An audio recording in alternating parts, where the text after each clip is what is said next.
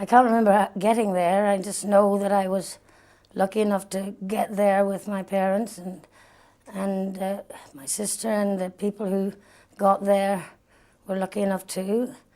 And I remember little farm things because I was very young, but to me I was on a farm, living in a cow byre and playing with the other children. Well, mostly, there weren't that many our age. There was Max, who was about maybe 10 or 11, and then a few other older ones, but I just remember playing in the barn and living in the cow byre, and then going to the school eventually and going to the hens and getting the eggs out from under them, and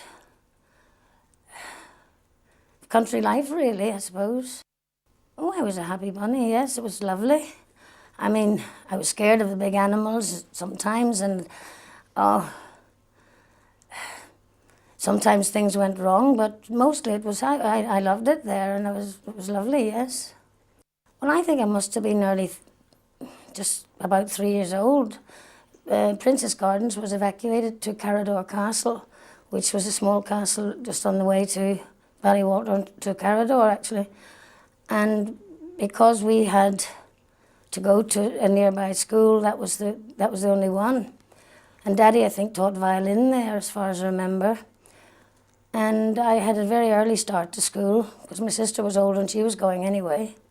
And I was a naughty wee girl in school. I remember being told to stand in the corner and stuff like that. And I remember the other children all had little tuck boxes for their lunch, and they had Mars bars and chocolates, and I had radishes and carrots and bits of celery in mine.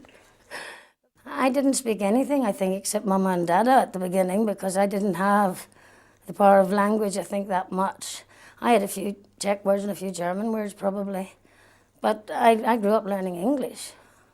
I remember I once split my head right across the middle with the corrugated edge of the low barn wall, and Dr. Jacobi had to come to the little cow shed where we lived and put loads of plaster on my head.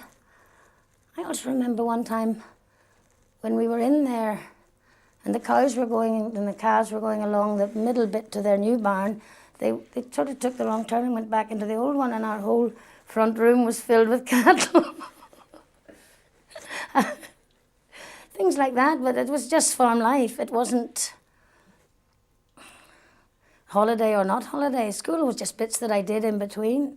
And I had lots of lovely friends in school, and friends from nearby Malile and Donaghadee that we played with. I mean, there was a woman who sewed for us, a lovely lady, and her kids, they had lived in a converted railway carriage in Malile, and I used to go and play with them and stay with them during the day and enjoyed their company, so I had a great life.